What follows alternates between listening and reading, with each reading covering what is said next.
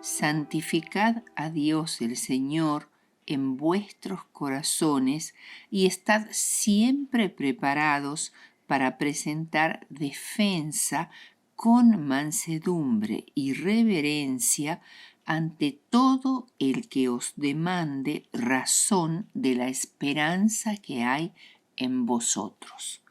Primera de Pedro 3:15. Nuestra lección de esta semana trata de que comprendamos que nuestra actitud hacia los demás determina su respuesta hacia nosotros en la generalidad de los casos y que esta actitud ganadora debe manifestarse en la forma de proclamar el Evangelio. Nuestro versículo de memoria nos dice que es necesaria una preparación previa para tener esta actitud, de tal manera que podamos presentar defensa, es decir, dar testimonio a favor de Cristo, con dos características muy importantes: mansedumbre y reverencia o respeto ante todo el que quiera escucharnos. En primer lugar, vamos a hablar algo con respecto a la receptividad al Evangelio. Obviamente, el mundo en el que vivimos no es un ambiente favorable ni muy receptivo al Evangelio, sino que por el contrario, muchas veces es hostil y poco dispuesto a oír acerca de lo espiritual. En general, en el mundo reina el individualismo sumamente egoísta e indiferente. Se desprecia cada día más las leyes de Dios. Los seres humanos se han envalentonado en sus transgresiones, se atropellan mutuamente para alcanzar el puesto más alto. Los amantes de los placeres se aglomeran en los lugares donde se da rienda suelta a todos los vicios. Satanás ve que su tiempo es corto y él ha puesto en acción a todos sus agentes para que los hombres sean engañados, alucinados, ocupados y fascinados hasta que el día de la gracia termine. La historia, extraña a veces y llena de sucesos, está registrándose en los libros del cielo. Todo el mundo está en agitación. Hay guerras, rumores de guerra, violencia, cataclismos, epidemias terribles, etc. Pero todavía los cuatro vientos son retenidos. El espíritu refrenador de Dios aún actúa. En su ceguera, los hombres se jactan de haber hecho progresos maravillosos y adquirido gran ilustración.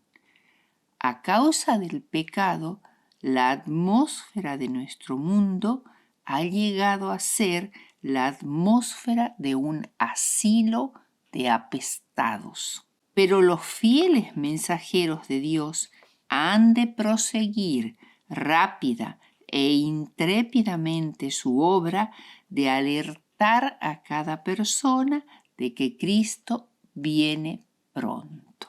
En cierto pueblo de Nueva Inglaterra se estaba cavando un pozo.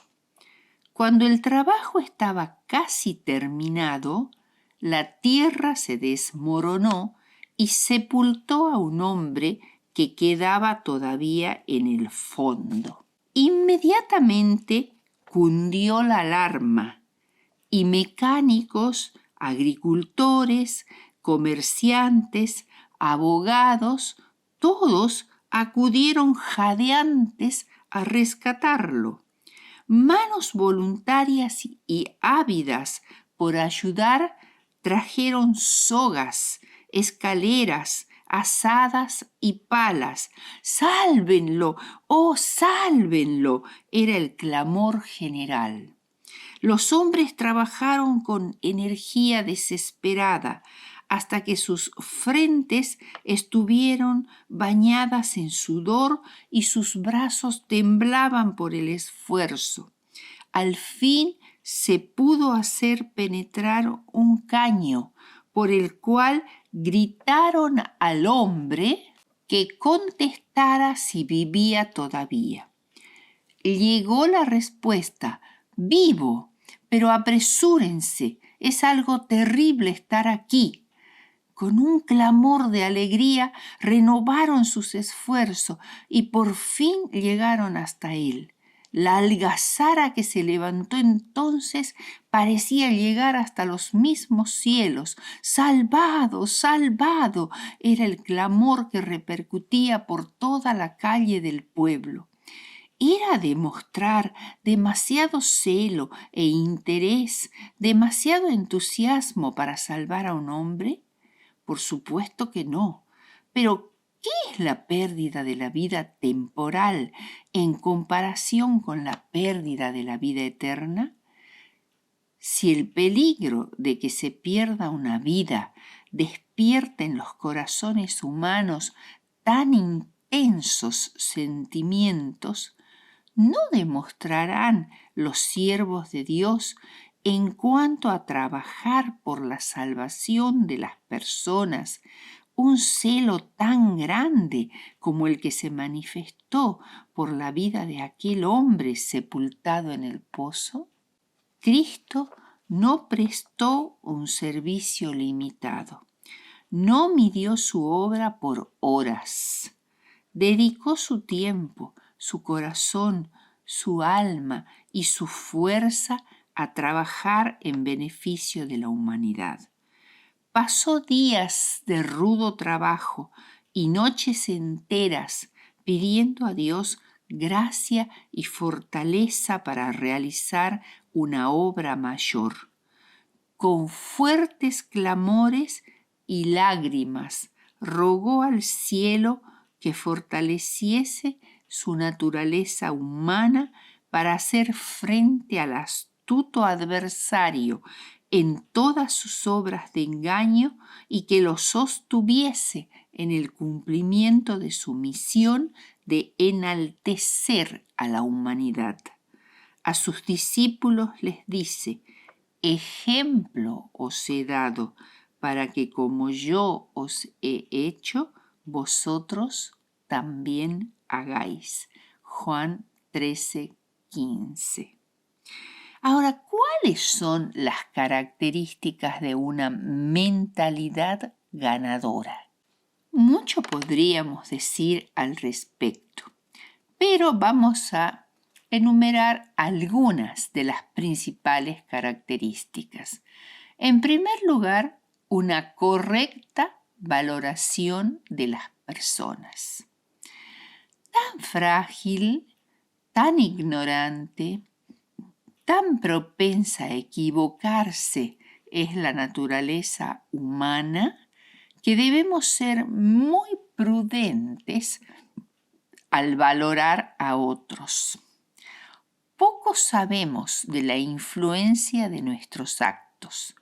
Lo que hacemos o decimos puede parecernos de poca monta, pero si pudiéramos abrir los ojos, veríamos que de ello dependen importantísimos resultados para el bien o para el mal. Muchos que no han llevado cargas en la vida o han experimentado tan poca angustia verdadera, no pueden entender lo que es llevar pesadas cargas. Si comprendemos la longanimidad de Dios para con nosotros, nunca juzgaremos ni acusaremos a nadie. El Señor Jesús nos pide que consideremos los derechos sociales de los seres humanos. debemos recordar que tendremos que tratar con toda clase de personas, refinadas, toscas, humildes, soberbias, religiosas, escépticas, educadas, ignorantes, ricas y pobres. No es posible tratar a todas estas mentalidades del mismo modo. Sin embargo, todas necesitan bondad y simpatía. Cuando leemos la forma en que Jesús se dirigió a personas tan diferentes como la mujer samaritana o la mujer cananea y aún a María Magdalena, nos sorprende su capacidad de conocer sus caracteres y adaptarse a sus necesidades en su acercamiento a ellas. Pensamos, pero Jesús era Dios y tenía presciencia, conocía de antemano sus circunstancias y cómo ellas reaccionarían. Sin embargo, escuchemos este consejo que da el libro Servicio Cristiano en la página 172.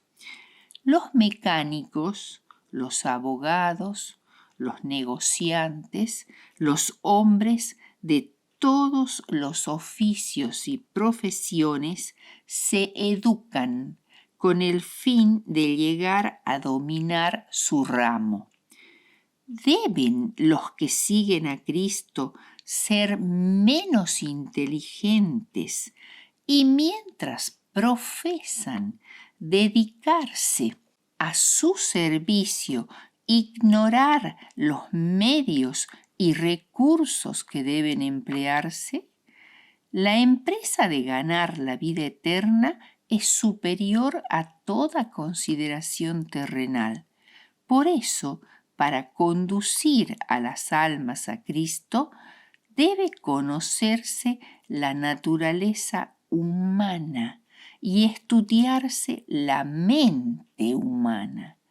Se requiere mucha reflexión cuidadosa y ferviente oración para saber cómo acercarse a los hombres y las mujeres y así presentarles el gran tema de la verdad. La segunda característica de la actitud ganadora es cómo hablar. Una actitud ganadora debe obligadamente incluir la cultura del habla. Es nuestro instrumento más importante para llegar a la mente y al corazón de las personas. El modo en que se presente el mensaje determinará su recepción o su rechazo. Hay muchos que leen o hablan en voz tan baja y de un modo tan rápido que no puede entendérseles fácilmente.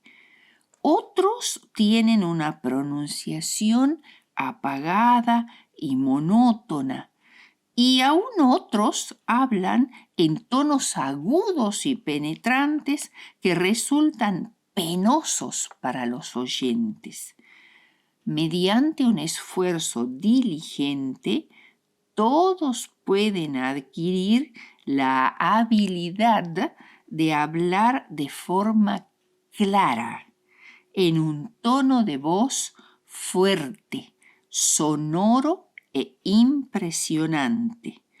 Haciendo esto, podemos aumentar grandemente nuestra eficacia como obreros de Cristo. Podríamos preguntar, ¿de qué hablar? Quizás con un desconocido, un compañero de trabajo, un amigo. Hablemos de las promesas de Dios, de la buena voluntad de Jesús para bendecir, de su gran amor, de sus enseñanzas, de cómo hemos conocido a Jesús y cómo nos ha bendecido.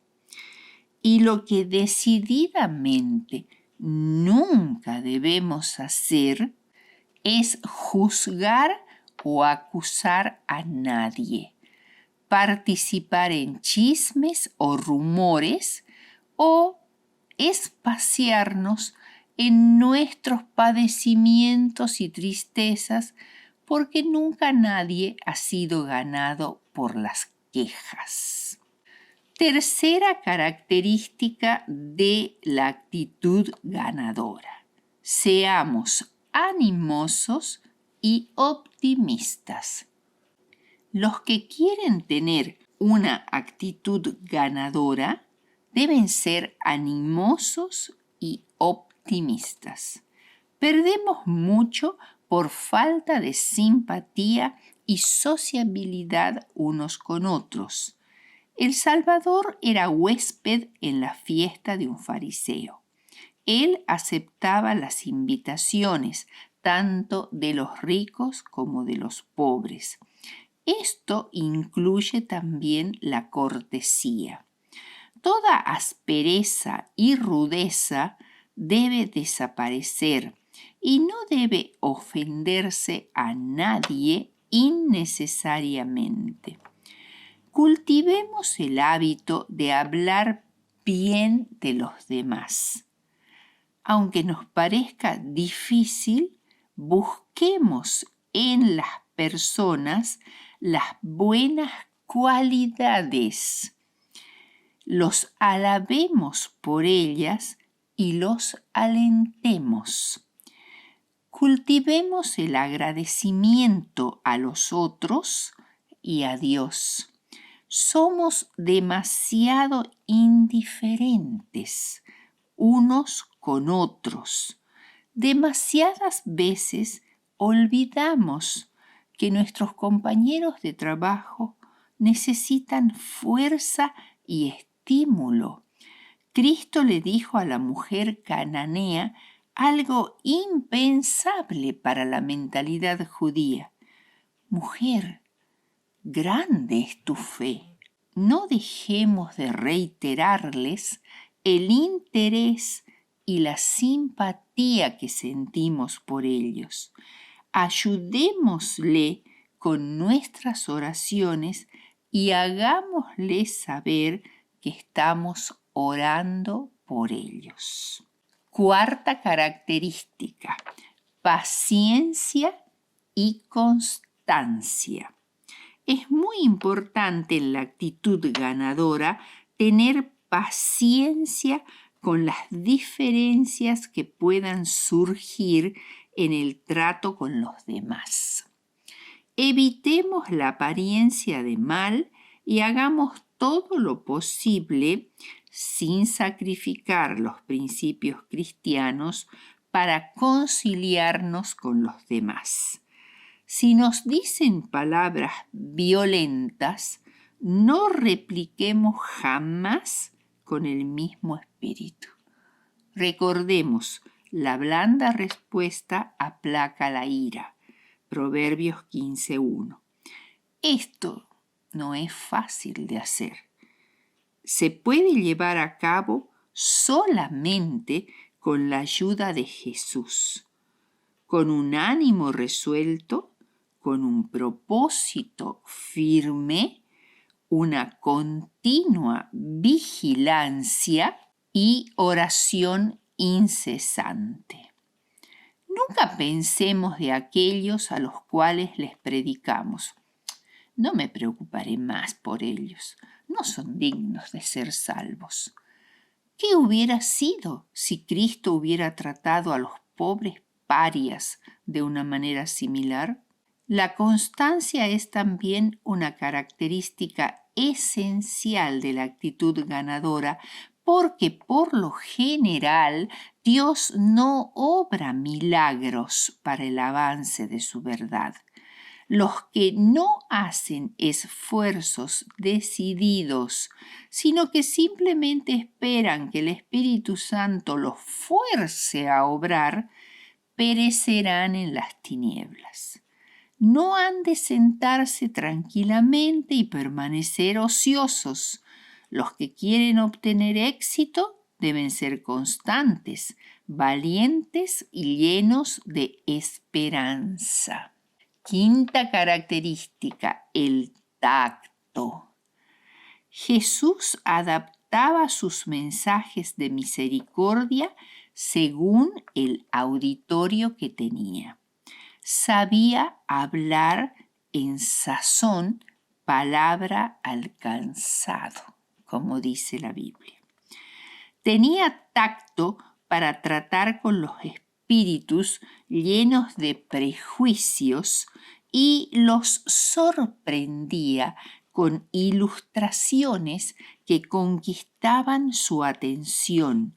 Mediante la imaginación llegaba al corazón. En la obra de ganar almas se necesita mucho tacto y sabiduría. Como hemos dicho, Cristo es nuestro ejemplo. Nunca fue rudo, nunca dijo sin necesidad una palabra severa, nunca causó pena innecesaria a una persona sensible. No censuró la debilidad humana. Sí, es cierto que denunció sin reparos la hipocresía, la incredulidad y la iniquidad, pero había lágrimas en su voz cuando pronunciaba sus penetrantes reprehensiones. El mensaje debe ser proclamado, pero hemos de ser cuidadosos de no acosar ni condenar a los que no poseen la verdad que nosotros tenemos. Sexta característica, la imparcialidad, o también podríamos decir no discriminación de las personas. Cuando te apartas de los que no te parecen promisorios ni atractivos, estás descuidando a las personas que Cristo está buscando. Quizá en el mismo momento en que te apartas de ellos es cuando más necesitan de tu compasión. No debemos estrechar la invitación del Evangelio y presentarla solamente a unos pocos elegidos que, suponemos nosotros, nos honrarán aceptándola. El mensaje ha de proclamarse a todos. El caso de los samaritanos en la época de Jesús es muy bueno para aprender lecciones de no discriminación. Aunque en tiempos de Jesús Samaria y Judea eran una unidad política administrada por un procurador romano, en este caso Poncio Pilato, la enemistad entre judíos y samaritanos se remontaba a la época de Nehemías y tenía mucho que ver con las creencias semipaganas de los samaritanos y la erección de un templo rival en el monte Gerizim. La enemistad nunca mejoró. Por el contrario, empeoró en la época de los macabeos, por lo cual el trato entre los dos pueblos era nulo. La ciudad de Sicar era una pequeña aldea y como a 1 kilómetro al sur de ella estaba el pozo de Jacob, cavado por el antiguo patriarca. Los judíos que desde Galilea viajaban a Jerusalén para las grandes fiestas nacionales y volvían también de ella, evitaban la ruta directa profeta que pasaba por Samaria y daban un gran rodeo yendo por el valle del río Jordán. Por esto el pedido de Jesús de agua a la mujer samaritana que llegó hasta el pozo llamó poderosamente su atención. ¿Podía haber algo más extraño que un pedido tal de un judío? Cuando Jesús le habló de agua viva que él le podía dar, la mujer pensó que Jesús se refería al agua de algún manantial en contraste con el agua comparativamente quieta del pozo. Pero si tenía acceso a un agua superior en calidad, ¿por qué le pedía a ella de beber?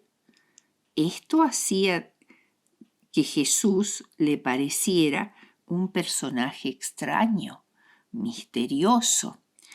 Algo en la voz y el proceder de Jesús impresionó a la mujer. Tú, siendo judío, en el versículo 9 del capítulo 4 de Juan, pasa a un Señor, no tienes con qué sacarla y el pozo es hondo. ¿De dónde pues tienes el agua viva? Aunque Señor era solamente una expresión de respeto, refleja cómo la mujer va cambiando la impresión que tiene de este extraño.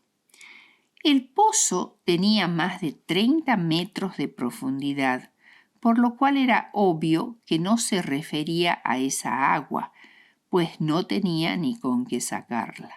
Entonces la pregunta, ¿eres tú mayor que nuestro padre Jacob?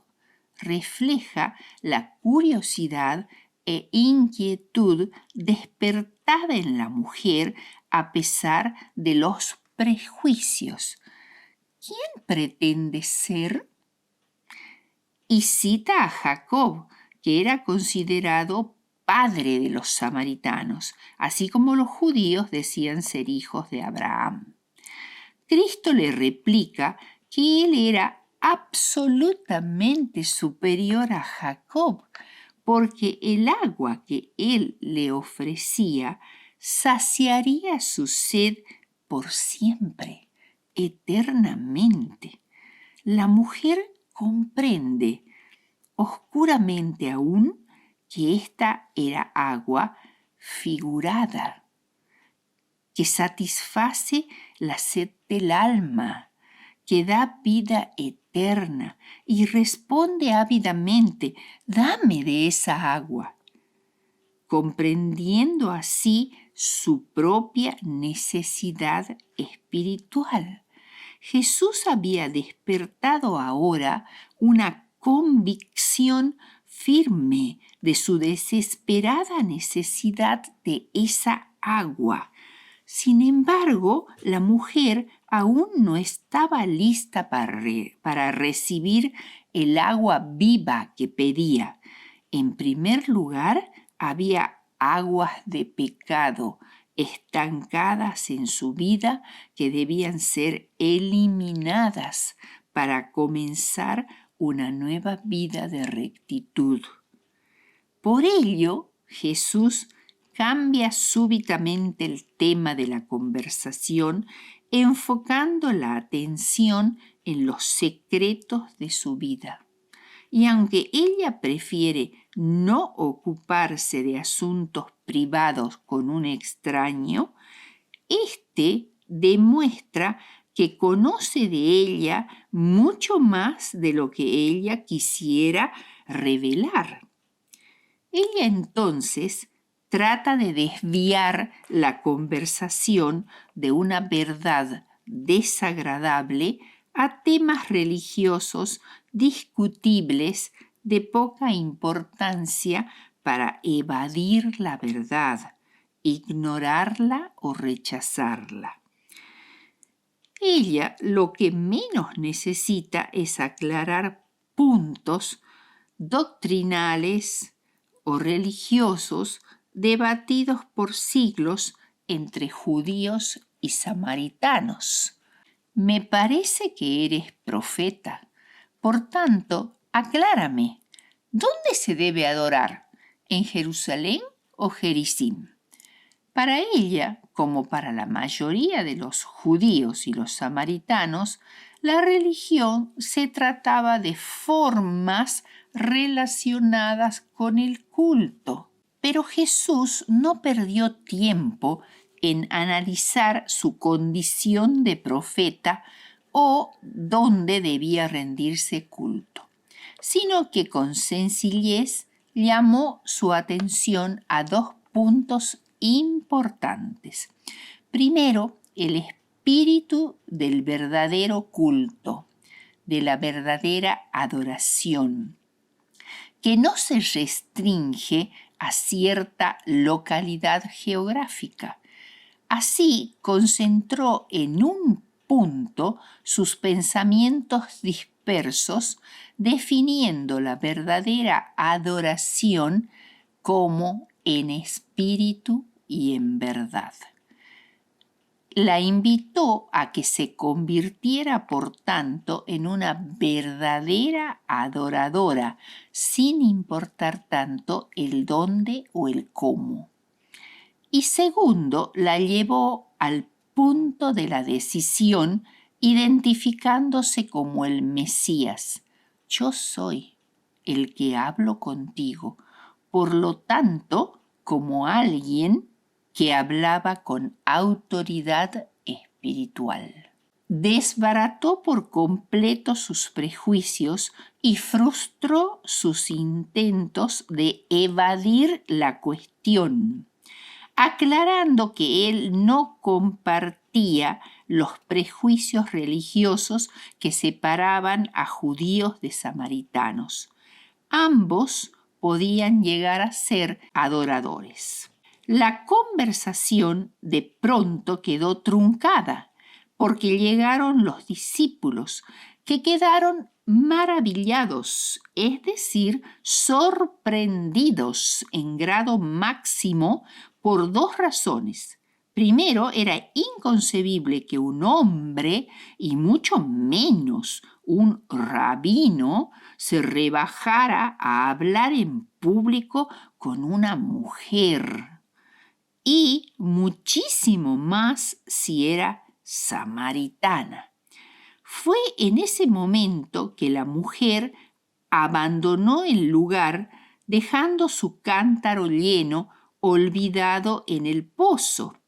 Estaba ansiosa por llegar a la aldea y contar su gran descubrimiento. Había experimentado el deseo, la convicción, la decisión, y el siguiente paso lógico era la acción.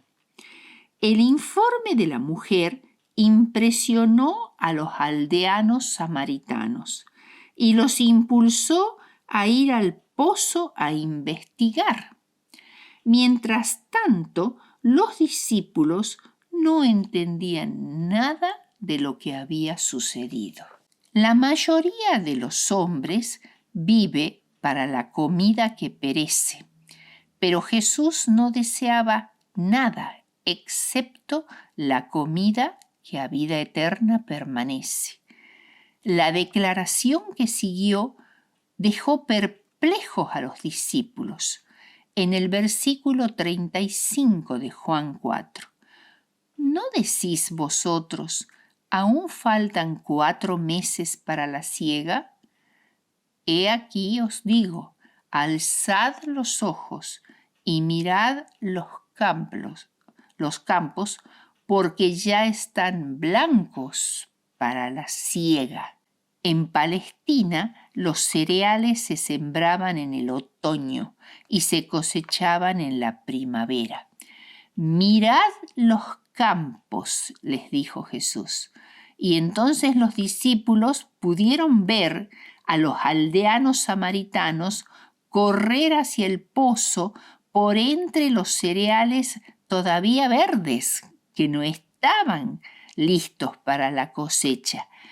Pero Jesús estaba hablando de otra cosecha, la semilla de verdad sembrada en el corazón de esa mujer de Samaria que parecía tan poco digna, ya había comenzado a dar fruto y en los 2 días siguientes hubo una abundante y gloriosa cosecha. Los campos estaban blancos para la cosecha. Jesús había sembrado y los apóstoles serían los segadores, anticipando la cosecha mayor de Samaria después de la resurrección de Jesús. Los 70 visitaron después de Jesús con los 12 a muchos de los pueblos de Samaria, recibiendo una cordial recepción, y después de la resurrección de Cristo todavía hubo otra gran cosecha de samaritanos que creyeron al Evangelio.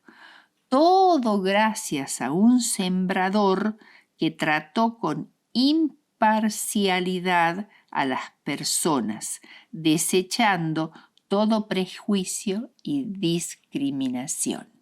Como conclusión, diremos: la vida consecuente, la paciencia sufrida, el espíritu impasible bajo la provocación son siempre los argumentos más decisivos y las apelaciones más solemnes. Si han tenido oportunidades y ventajas que otros no tuvieron, ténganlo bien en cuenta y sean maestros sabios, esmerados y benévolos. Y ahora hay una comparación que quizá nos parezca un poco atrasada o anacrónica, porque actualmente prácticamente no se usa el sello en la cera para ciertos documentos o encomiendas, pero antes era muy común el uso de colocar un sello en cera. Y hay una ilustración muy bonita de cómo se puede influir en el carácter de las personas a través de este acto de poner un sello en la cera. Y dice así: para que el sello deje en la cera una impresión clara y fuerte, ustedes no lo aplican de manera precipitada y violenta, sino que con mucho cuidado lo ponen sobre la cera blanda y pausadamente y con firmeza lo oprimen hasta que la cera se endurece. Así también traten con los seres humanos. El secreto del éxito de la influencia cristiana reside en su continuidad, y eso depende de la firmeza con que manifiesten el carácter de Cristo. Ayuden a los que han errado, hablándoles de lo que ustedes experimentaron. Muéstrenles cómo, cuando ustedes también cometieron faltas graves, la paciencia, la bondad y la ayuda de nuestros compañeros de trabajo les infundieron aliento y esperanza. Ministerio de Curación, página 241. Hay un cuadro muy bonito que representa un buey parado entre un arado y un altar, con la siguiente inscripción: dispuesto para uno u otro, para trabajar duramente en el surco o para servir de ofrenda en el altar del sacrificio. Tal es la actitud de todo verdadero hijo de Dios. Ha de estar dispuesto a ir donde el deber lo llame, a negarse a sí mismo y a sacrificarse por causa del Redentor.